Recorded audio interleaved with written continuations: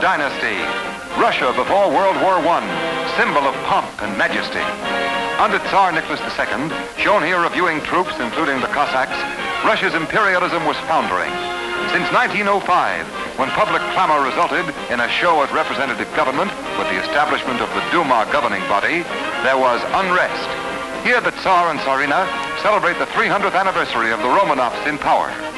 Then came the immediate prelude to World War I, and patriotism temporarily stilled the growing public demand for revolution. Ferdinand, heir to Serbia's throne, was slain, and Europe girded itself for war, even as Ferdinand's funeral was being held.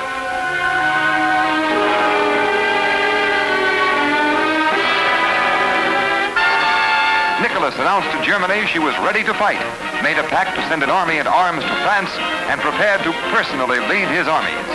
Grand Duke Nicholas was still in control of the military at this point when Russian fighting men landed in France.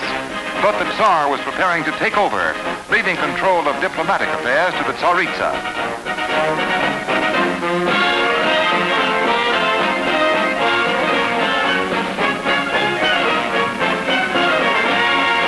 Soon, reports of Russian losses drifted back home. Countless prisoners fell to the German army, and Russian ministers resigned in a steady stream as the Tsaritsa, influenced by Rasputin, history's mad monk, watched the government totter and revolution seethe.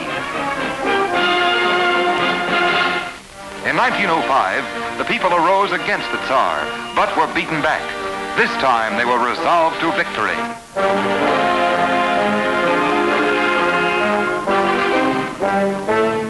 Retreating artillery passed sidewalk speakers, exciting the public to action. And then in Petrograd, March 8, 1917, a riot.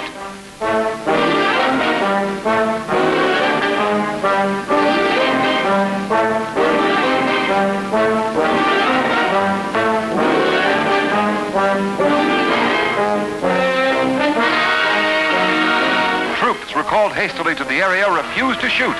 The Cossacks, summoned as a last resort to put down the insurrection, moved in, but they too refused to raise arms against the revolutionists.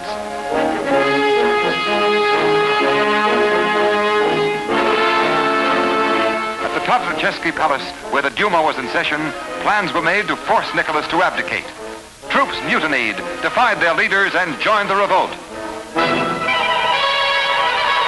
It was Prince Georgy Evgenyevich Lvov in center, noble-born liberal who became prime minister of the provisional government that followed success of the revolution. As victims of the uprising are buried in a common grave, there is calm in Russia. But the Lvov government dissatisfied the masses, and the years to come saw Alexander Feodorovich Kerensky emerging as head of the provisional government, only to be overthrown. Lenin and Trotsky were to follow. Bolshevism was to replace the provisional government. Tsar Nicholas was to be assassinated. The Romanov dynasty was dead.